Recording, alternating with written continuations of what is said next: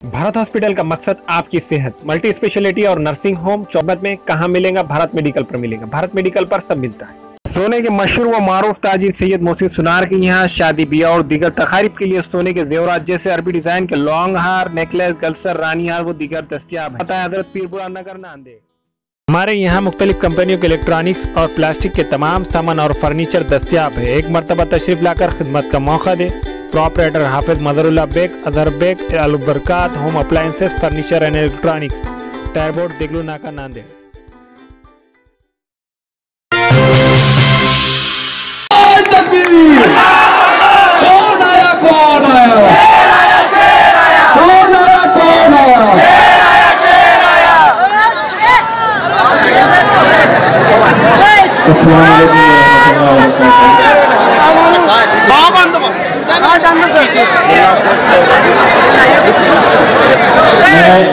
सबसे पहले तो यहाँ पर सामने जितने भी खड़े लड़के हैं, अगर वो मजलिस वाले हैं तो बैठ जाएं।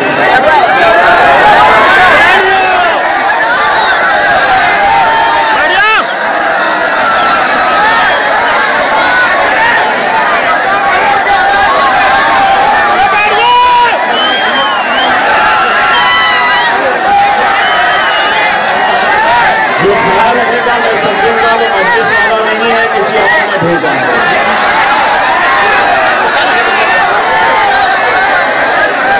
अब ये सामने खड़े हुए लड़के भी बैठ गए हैं और पीछे वाले जोरदार इनके लिए तालियां बजाइए। और जो बीच में कुच्चा खड़ा हुआ है समझ जाइए बाहर के आए हुए हैं,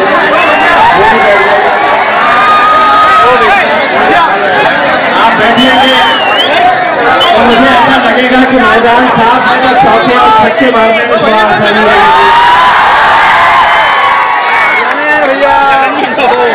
ऐसा मत कर मैं यहाँ पर यार, नहीं उतरने बैठ सकते हो भैया। कोई बताओ कोई बताओ पीछे जा गिर जाओ मुझे भाई।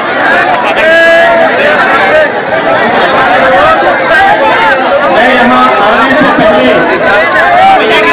दुनिया के सुपरिटेंडेंट ऑफ पुलिस एसपी साहब विश्वास पांडे साहब के पास सीधा मैं गेस्ट हाउस के ऊपर गया और वहां जाने की वजह ये थी कि कुछ देर पहले जो खामोश नहीं बैठेगा मैं समझूंगा किराए के आए हुए हैं।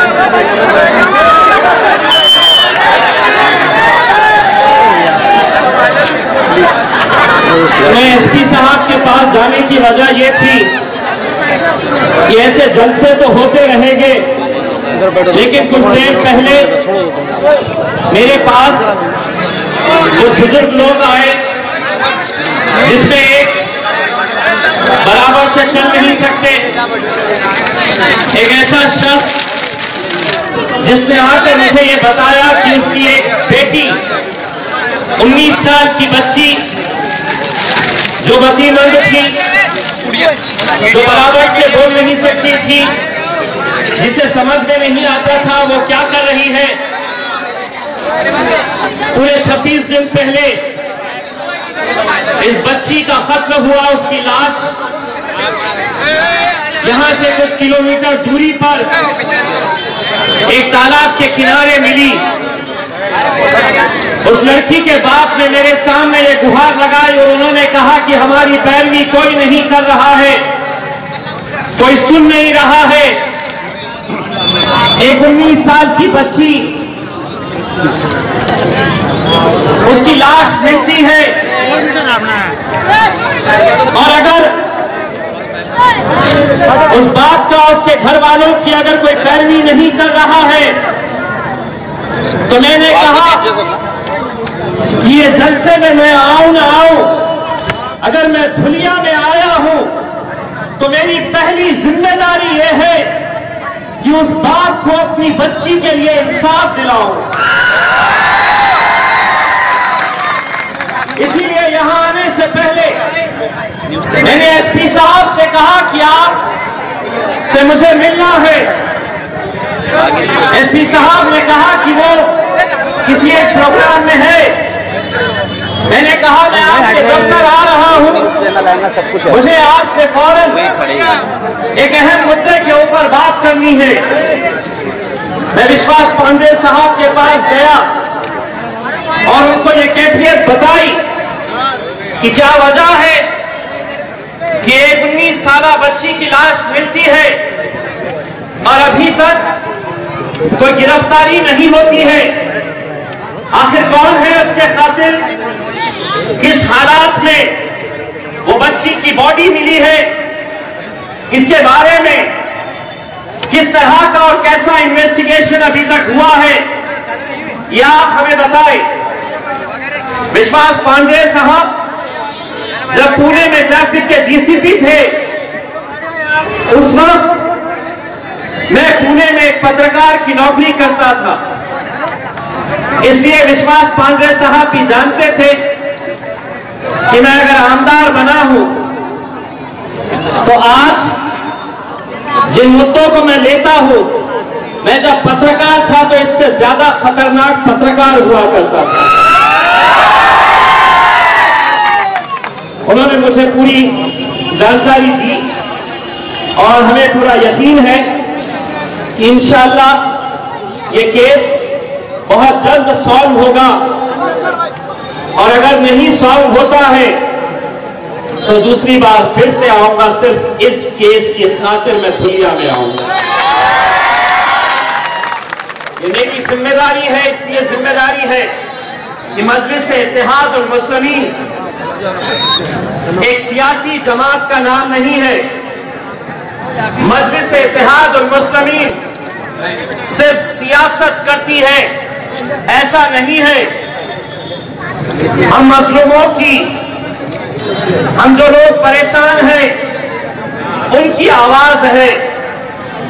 इसीलिए ये हमारी जिम्मेदारी होती है कि हम जहां कहीं पर भी हमारे लोगों के साथ नाइंसाफी होती है, जुल्म और ज्यादती होती है, हम वहां पर जाते हैं। और मैं समझता हूं कि उस बात की कैफियत सोचिए जिसकी 19 साल की बच्ची का खत्म हुआ है, इतने दिन हो गए हैं, लेकिन मुझे पूरा यकीन है, मैं इस ऑफिसर को अच्छी तरह से जानता हूं और उन्होंने भी मुझे ये यकीन दिलाया है कि जो कोई भी इसके पीछे रहेगा, जो कोई भी जिम्मेदार रहेगा, हम उसे बख्शेंगे नहीं। मैं आप लोगों को ये आज कहने के लिए आया हूं कि मुझको ये उन्मान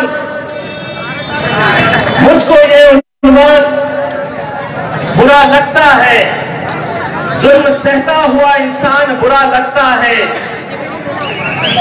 मेरे अल्लाह, मेरी उम्मत को तू जिल्लत से निकाल, हाथ फैलाए मुसलमान बुरा लगता है। मेरे भाइयों, अगर आज हम पूरे महाराष्ट्र के कोने कोने में जाते हैं तो सिर्फ इसलिए जाते हैं कि हम नहीं चाहते हैं कि ये कौम अब हाथ फैलाए। अब ये कौम के अंदर ऐसी ताकत आए कि अगर कोई आंख में आंख मिलाकर बात कर रहा है तो मजलिस इत्तेहाद और मुस्लिमीन ने एक ऐसा जज्बा पैदा किया है मुसलमानों में, दलितों में, बहुजनों में, कि अगर आज इनके साथ कोई नाइंसाफी होती है तो बैरिस्टर असदुद्दीन अवैसी साहब ने हमको सिखाया है सीना चौड़ा करके और सर ऊंचा करके कैसे चलना चाहिए। ये हमें ताकत बख्शी है। बैरिस्टर असदुद्दीन अवैसी साहब ने, ये सही बात है कि कुछ महीनों के बाद धुलिया के अंदर इलेक्शंस होने वाले हैं। आज 2 अक्टूबर को जो औरंगाबाद में हमने एक तारीख दर्ज कराई है, हमारे दलित समाज के, बहुजन समाज के हमारे आदिवासी कोली समाज के जो लोग यहाँ पर स्टेज के ऊपर मौजूद हैं, वो इस बात की गवाही देंगे कि 2 अक्टूबर आज तक हम इस बात के लिए जानते थे कि 2 अक्टूबर के दिन महात्मा गांधी की जयंती मनाई जाती है, लेकिन 2 अक्टूबर को इस बात के लिए भी याद किया जाएगा कि इस राज्य के अंदर मुसलमानों की, दलितों की, बहुजनों की एक ताकत अपनी सत्ता हासिल करने के लिए जो शुरू हुई थी, वो मेरे अपने शहर औरंगाबाद से 2 अक्टूबर के दिन हमने शुरू किया है। और यकीन मानिए, आपने देखा है हमारे बहुत भाई जो यहां से आए थे, बहुत सारे नौजवान भी उस जलसे में शरीक हुए थे। एक तारीखी जलसा था और उसके बाद पिछले 2-3 दिनों से हर टेलीविजन चैनल के ऊपर बस इसी बात की बहस छिड़ी हुई है। इज्जतमाब जनाब बाबा साहेब अम्बेडकर जी ये असद अवैसी साहब के पास कैसा चले गए, ये गठबंधन कैसा हो गया? ये गठबंधन इसलिए हुआ कि पिछले 70 सालों से अगर कोई 2 कौमों का इस्तेमाल किया गया है, सिर्फ इलेक्शन के दौरान आपकी यह जिम्मेदारी कि बस वोट देते रहो और सत्ता में वो जाकर बैठेंगे। मुसलमानों का काम, दलितों का काम, आदिवासी कोली समाज का, बहुजन समाज का कोई काम था तो बस यही था कि सत्ता में वो बैठेंगे लेकिन वोट आपके रहेंगे। पिछले 70 सालों से इनकी बारात निकलती थी, घोड़ी इनकी होती थी, दूल्हा भी यही बनते थे और हम लोग उन बारातों के अंदर नाचने के लिए जाते थे। 70 सालों से हम यही कुछ करते आए हैं। 2 अक्टूबर के बाद और हम आपको पूरा यकीन देते हैं 2019 में, हाँ 2019 में दूल्हे भी हम ही बनेंगे, बारात भी हमारी ही निकलेगी और उन लोगों को ढोलकी बजाने के लिए बुलाया जाए। मेरे भाइयों, लेकिन ये कब मुमकिन होगा? ये कैसे मुमकिन होगा? लोग तो ये कहते हैं कि नहीं साहब, ये तो गठबंधन बन गया है। ये तो शुरुआत से ही कहते हैं कि अवैसी साहब जो आए हैं वो सिर्फ भाजपा को मदद होगी उनके आने से। हमको ये बोला जाता है कि ये जो गठबंधन बना है ये भाजपा की बी टीम है। हमने ये कहा कि अब तुम हमको बी बोलो, सी बोलो, डी बोलो। इस राज्य के अंदर अब सिर्फ एक ही टीम रहेगी और वो रहेगी अंबेडकर साहब की टीम रहेगी, वो हमारा नेता है। अवैसी साहब को हमने कहा, अवैसी साहब आप अकेले पार्लियामेंट के अंदर रहते हैं, आपको बड़ा अकेलापन महसूस होता होगा। इंशाअल्लाह 2019 में बहुत सारे साथी हम आपको पार्लियामेंट के अंदर भेजेंगे, आपका अकेलापन दूर करेंगे। और वो मंजर सोचो कि अगर एक अवैसी इतनों की आंख को चुभता है, अगर हमने और एक 6-8 भेज डाले तो क्या हाल होगा सोच। कोई नाम नहीं लेगा कि कौन आया, अवैसी साहब अगर आते हैं तो एक नारा लगाया जाता है, कौन आया कौन आया कौन आया कौन आया। अगर गलती से नरेंद्र मोदी तेरी सरकार तो बनेगी नहीं 2019 में इंशाअल्लाह, लेकिन अगर तेरे कुछ खासदार वहां पे रहेंगे और जब वो देखेंगे इतने सारे हरे नीले और पीले पार्लियामेंट के अंदर जा रहे हैं, तो वो एक दूसरे से पूछेंगे कौन है कौन है। दोस्तों, बहुत सालों तक अरे गहरे लत्तू खैरे के लिए काम किए हैं। अब अल्हम्दुलिल्लाह अपनी ताकत हम बनाएंगे इंशाअल्लाह। बड़ा हमको इल्जाम लगाते हैं कि इनके आने से ऐसा होगा, इनके आने से इसको फायदा होगा, इसको नुकसान होगा। हमने 70 सालों तक तुम्हारे ही फायदे के बारे में सोचा है और इन 70 सालों के अंदर हमने अपना इतना नुकसान कर चुके हैं, हम इतने पीछे रह गए हैं कि 70 सालों के बाद आज पहली मर्तबा हम खुलेआम ये कह रहे हैं कि अब हम अहले गैरों के फायदे और नुकसान का नहीं सोचेंगे, हम सिर्फ हमारा फायदा कैसा होता है हम ये देखने वाले हैं। बहुत हमने अहले गैरों के लिए और किस बात की फिक्र है।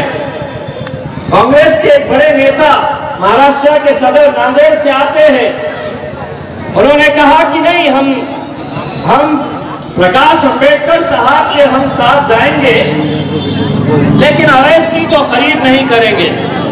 अगर तेरे पास आया कौन मांगने के लिए, अगर तुम हमारे साथ इंसाफ करते तो मजलिस इत्तेहाद और मुस्लिमीन को महाराष्ट्र के अंदर जगह ही नहीं मिलती। और यकीन मानिए, तुम जो ये कहते हैं ना कि हम अवैसी को नहीं लेंगे, उनका कहने का मतलब यह है कि हम इनके कौम के वोट लेंगे, मुसलमानों के वोट लेंगे हम, लेकिन इनकी क़यादत नहीं लेंगे। ये कितने शर्म की बात है मेरे लिए, आपके लिए, कि इस मुल्क का सबसे बड़ा ऐवान जो है वो पार्लियामेंट है और पूरे महाराष्ट्र से एक भी ऐसा मुसलमान एमपी ये तमाम सेक्युलर पार्टीज चुनकर नहीं लाती है। यानी कि इसका मतलब यही है कि तुम्हें वोट चाहिए, हमारे वोट चाहिए, लेकिन ऐवानों के अंदर हमारी नुमाइंदगी नहीं चाहिए। ज्यादा से ज्यादा कुछ कॉर्पोरेटर्स बना देंगे, कुछ जिला परिषद के अध्यक्ष बना देंगे, बस यही तक। आमदार नहीं, खासदार नहीं, एमएलए नहीं, एमपी नहीं। इसी का वजह है कि जब पार्लियामेंट के अंदर हमारे शरीयत के बारे में जब फैसला लिया जाता है, ये फैसला लिया जाता है कि अब शरीयत के कानून को भी बदल देंगे, तो वहां पर दूसरे अलग अलग पार्टियों के एमपीज मुसलमान होने के बावजूद भी कोई एक जना भी खड़े रहकर ये नहीं कहता कि ये मेरे मजहब का कानून है, ये इस्लाम का कानून है, इसे हम बदल नहीं सकते। अगर पूरे 550 के करीब एमपीज एक तरफ हो जाते हैं और वहां पर सिर्फ एक ही शख्स शेर की तरह खड़े रहकर ललकारता है और ये कहता है कि मेरी कुर्सी चले जाए कोई फर्क नहीं, मेरी शरीयत के अंदर मैं मुदाखलत बर्दाश्त नहीं करूंगा। और वो शख्स मेरा ख़ायब बैरिस्टर असदुद्दीन अवैसी है। मैं आज वो तमाम राजनीतिक पार्टियां जो कहती है कि हम MIM को खरीद नहीं लेना चाहते, कांग्रेस पार्टी औरंगाबाद के अंदर जिला परिषद में शिवसेना के साथ गठबंधन करती है, विदर्भा के अंदर राष्ट्रवादी और भाजपा एक साथ मिलकर लड़ते हैं। लेकिन हमें इस तरह से देखा जाता है ये मुसलमानों की पार्टी है, मुसलमानों की पार्टी है, तो क्या दहशतगर्द है हम, आतंकी है हम? अगर इस मुल्क के अंदर यादवों की पार्टी है, यादवों के लीडर है लालू प्रसाद, मुलायम सिंह, अगर सिखों की पार्टी है अकाली दल, अगर मराठाओं की पार्टी है उनका लीडर है शरद पवार, क्या वजह है कि अगर 4 मुसलमान जमा हो गए असद अवैसी के नाम के ऊपर तो पूरे मुल्क में खलबली मच जाती है, सभी के पेट में दर्द शुरू हो। जिन लोगों ने ये कहा है कि हम मजलिस को खरीद नहीं कर सकते, इस शहर के इसमें बहुत सारे ऐसे भी लोग होंगे जो कांग्रेसी होंगे, जो घड़ी वाले होंगे, ये देखने के लिए आए होंगे कि कितनी भीड़ जमा होती है, तो देख लो कितनी भीड़ जमा होती है। और मैं तो मजलिस का अपना सा सिपाही हूं, वो मंजर भी देखो जब इलेक्शन यहां पर होंगे और तुम्हारा बाप आएगा हैदराबाद से, वो मंजर भी याद करो। या अकेली ऐसी पार्टी है, ये इतना हुजूम, इतनी भीड़ जो जमा हुई है, मैं दावे के साथ कहता हूं, मैं यकीन के साथ ये कहता हूं, यहां पर एक भी आदमी ऐसा नहीं है कि जिसको गाड़ी में भरकर लाया गया है या पैसों से यहां पर लाकर बिठाया गया है। ये सिर्फ और सिर्फ बैरिस्टर असदुद्दीन अवैसी और अकबर अवैसी के नाम के ऊपर जमा होने वाली है।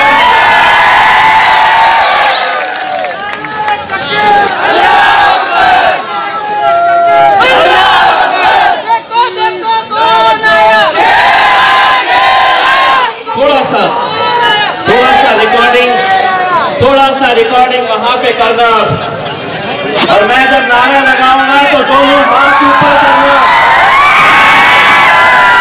नारे तकबीर, नारे तकबीर, जय भीम, जय भीम, जय भीम, जय भीम। अब ये वीडियो डालने को जरूर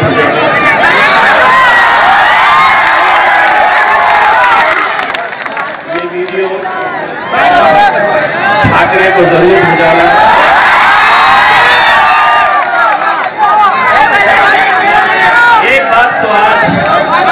एक बात आज आप लोगों ने तय कर दी है। देखिए, मैं खुद अपना किस्सा सुना दूं। अरे बैठिए, अभी वॉल्यूम बहुत बाकी है।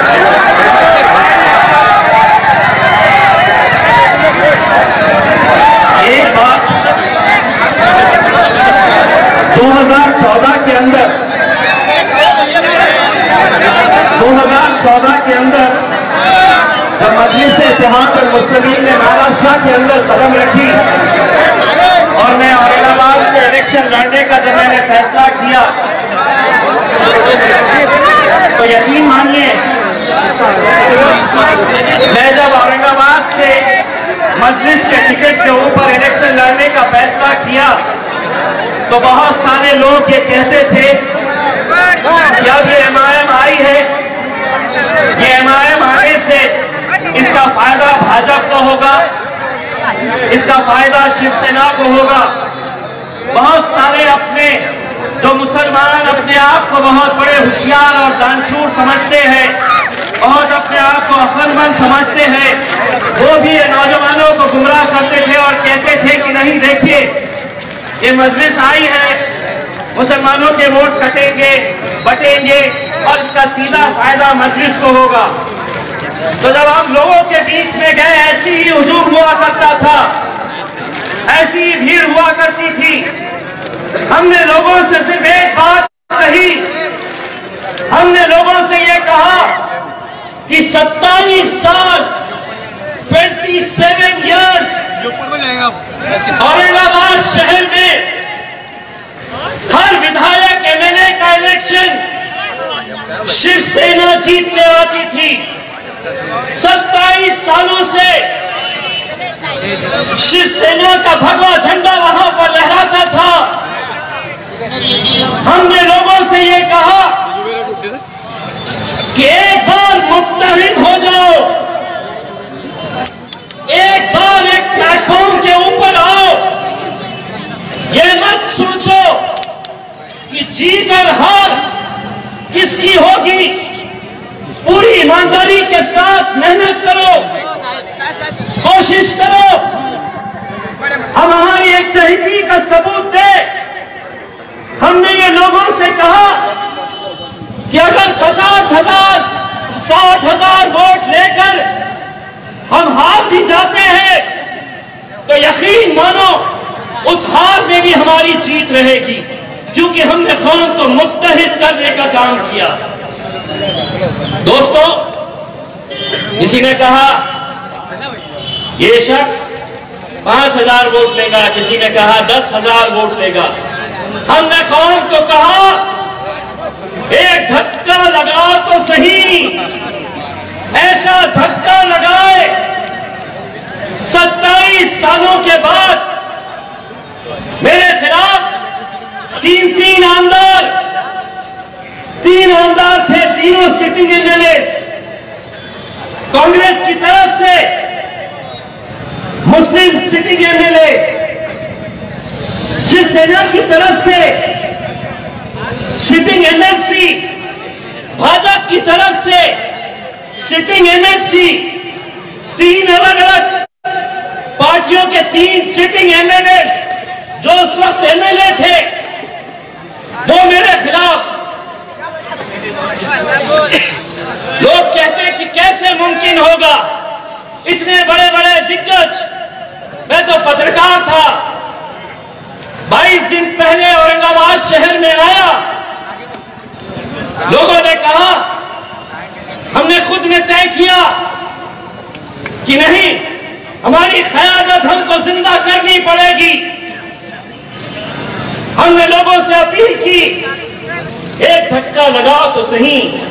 अल्हम्दुलिल्लाह ऐसा धक्का लगाए कि 27 सालों के बाद शिवसेना को वहां से हमने उखाड़ फेंका और हरा झंडा हमारा हमने वहां पर 27 सालों का शिवसेना का हर 5 साल के बाद। दोस्तों, जब हम लोगों के बीच गए तो हमने एक बात लोगों को जरूर समझाई थी, और वो बात हम आपको भी समझाना चाहते हैं। कोई हारेगा, कोई जीतेगा, लेकिन इस मुल्क के अंदर अगर आज सबसे ज्यादा अगर किसी चीज की जरूरत है तो हमारी अपनी क़यादत जिंदा करने की जरूरत है। अगर आज हम लोग ऐवानों के अंदर नहीं पहुंच पा रहे, हम MPs नहीं जिता पा रहे, MLAs नहीं बना पा रहे, तो एक बात मैं सच्चाई की कहता हूं। जो मेरे शहर में होता था वो आपके शहर में भी होता है, महाराष्ट्र के हर ऐसे शहर के अंदर होता है। मैं पूरे दावे के साथ कहता हूं कि मुसलमानों को कभी गैरों ने नहीं हराया है, मुसलमानों को हमेशा मुसलमानों ने ही हराया है। मुसलमानों को हमेशा मुसलमानों ने ही हराया है और उसकी वजह यही है। मैं मेरे दलित भाई को भी यही कहना चाहता हूं, क्या दलितों की बहुजनों की ख़यानत नहीं है तो किसी गैर को जिम्मेदार मत बनाइए। तुम्हारी कौम, हमारी कौम खुद इसके लिए जिम्मेदार है। कैसे? इलेक्शन का वक्त आया, मेरे शहर में एक नेता ने कहा था ये कौम को मैं बिरयानी के अंदर खरीद सकता हूं। दोस्तों, ये हंसने की बात नहीं है, ये हमको सोचने की बात है, यह हकीकत है कि इलेक्शन के वक्त इस कौम को बांटा जाता है, बिखेरा जाता है और सच्चाई यह है कईयों को खरीदा जाता है। कितने पैसे एक एक वोट के, 500 रुपये, 1000 रुपये, 2000 रुपये, इससे ज्यादा तो नहीं। दिल पे हाथ रखो और पूछो कि ये 1000-2000 रुपये कितने दिन मेरे काम आएंगे। दोस्तों, जब मैं इलेक्शन के अंदर गया, एक राष्ट्रवादी कांग्रेस का कैंडिडेट एक गरीब बस्ती के अंदर गया, और गरीब बस्ती मतलब गरीब बस्तियां इस मुल्क के अंदर बनती है तो सिर्फ दलितों के लिए और मुसलमानों के लिए बनती है। झोपड़पट्टियां अगर आज बनती है, कहीं पर भी चले जाइए, वहां पर दो ही कौमें नजर आती है, एक दलित समाज मिलेगा झोपड़पट्टियों में और एक मुसलमान। एक गरीब बस्ती में इलेक्शन से 2 दिन पहले वो कैंडिडेट गया, नौजवान लड़कों को इकट्ठा किया और उनमें का जो एक लीडर था उसके हाथ में 1 लाख रुपया रखा और कहा कि ये पैसे रखो, मैं और पैसा तुम्हें दूंगा। बहुत आम बात थी, वो इतनी गरीब बस्ती थी, एक ऐसा घर नहीं था जो आलीशान, हर घर में हर मर्द दिन में रोजी रोटी कमाने के लिए जाता तो शाम में उसका घर का चूल्हा जलता। इतनी गरीब बस्ती थी। 1 लाख रुपये वो जितने भी नौजवान लड़के थे, मुझे मालूम है कि उनके लिए ये रकम कितनी बड़ी थी।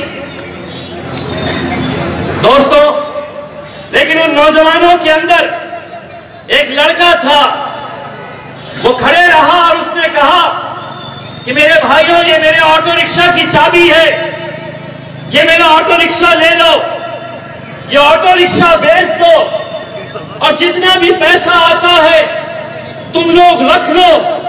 ये पैसे को हाथ नहीं लगाना, क्योंकि हमने मजलिस को जबान दी है कि मजलिस को हम जिताएंगे। ये पैसा वापस कर दो मेरे भाइयों, ये रिक्शा मेरा बेच दो, ये पैसा तुम रख लो। ये जज्बा था जिसकी वजह से अल्हम्दुलिल्लाह हम जीत कर आए। दोस्तों, उस जज्बे को हम सलाम करते हैं। आज बहुत सारे लोग ये कह रहे हैं कि हम भी मजलिस में आना चाहते हैं। आज के बाद तो बहुत सारे कहेंगे कि आना चाहते थे। एक साहब ने कहा, मैं कोशिश कर रहा हूं, कांग्रेस का मिल गया तो ठीक, नहीं मिला तो। मैं बोला तो बोले नहीं जैसा। मैं बोला अल्हम्दुलिल्लाह, अब हम जमीन पर फेंके हुए थूक को चाटने वाले नहीं। अगर आना है तो आ जाओ। अगर ये सोचेंगे कि यहां नहीं वहां नहीं तो मजलिस है, मजलिस अल्हम्दुलिल्लाह अब इतनी ताकतवर है कि तुम्हारा हाल हम क्या करेंगे ये सोचो। जलगांव का इलेक्शन हुआ, यहां पर लोग कहते हैं कि अलग अलग राजनीतिक पार्टी के लोग आएंगे और कहेंगे कि नहीं मजलिस अब फिनिश, खत्म, खलास। तो जलगांव का इलेक्शन अभी हुआ, कांग्रेस, राष्ट्रवादी, समाजवादी पार्टी तीनों ने मिलकर एक बड़ा महागठबंधन नाम दिया उसका, महागठबंधन। कांग्रेस, राष्ट्रवादी, समाजवादी, मजलिस इत्तेहाद और मुस्लिमीन वहां पर गई। करीब 55 सीटें थी वहां के नगर परिषद, 57 सीटें थी, 75 सीटें। तो 75 सीटों के ऊपर ये महागठबंधन, कौन सा गठबंधन? महागठबंधन 75 सीटों पे लड़े। मजलिस गई, हमने सोचा कि नहीं हमारे इलाके जितने हैं हम वहां पर लड़ेंगे, तो हमने 6 सीटें लड़े। अब बड़ी बड़ी तकरीरें चल रही, बोले मजलिस का तो डिपॉजिट जब्त हो जाएगा, जमानत जब्त हो जाएगी। गणित बता रहे हमारे को, हम 75 लड़े, बोले 40 तो आ जाएंगे। दूसरा बोला कि नहीं 40 नहीं 45 तक आराम से आते हो। अब हम मुखलिस सर झुकाए हुए लोगों के बीच में गए, 6 सीटें लड़ रहे थे। नतीजा जब आया तो 6 में से 3 सीटें मजलिस जीती है वहां पर, और चौथी सीट हम 100 का डिफरेंस था उससे हारे हैं। महागठबंधन, बहुत महागठबंधन। 75 सीटें लड़े तो कितने जीते?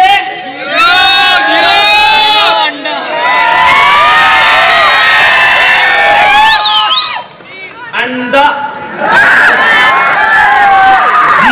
0। वो 0 हो गए, हम 0 हो गए। अब यहाँ पे भी आएंगे, अब बोलेंगे क्या है मजलिस का, क्या है मजलिस का, क्या है यहाँ पे, क्या है मजलिस का? अरे यहाँ की फिजाओं में मजलिस है मेरे भाई। शाहरुख खान का एक डायलॉग था, यहाँ की हवा में मजलिस है मेरे भाई। मैं तो वो मंजर सोच रहा हूं कि अगर इम्तियाज जलील के आने पे ये हाल है, अकबर अवैसी जब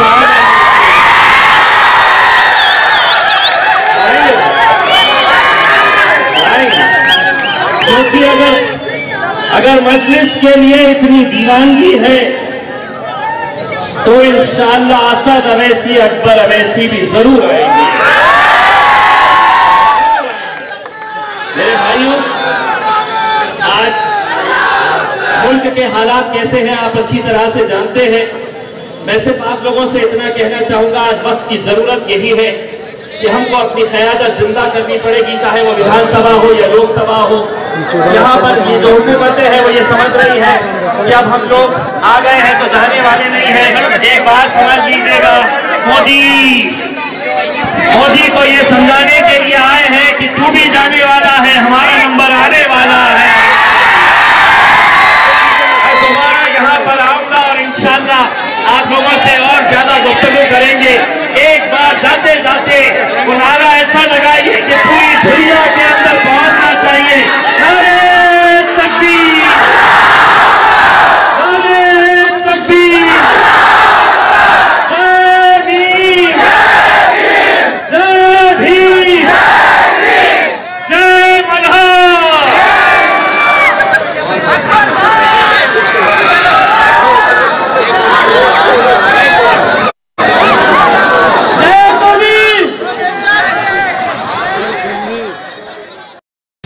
नाने उर्दू न्यूज़ यूट्यूब चैनल को सब्सक्राइब जरूर करें और बेल आइकन को क्लिक करें। बेल आइकन को क्लिक करने से होगा ये कि आपको लेटेस्ट न्यूज़ अपडेट की नोटिफिकेशन मिलती रहती, तो सब्सक्राइब करना ना भूलें।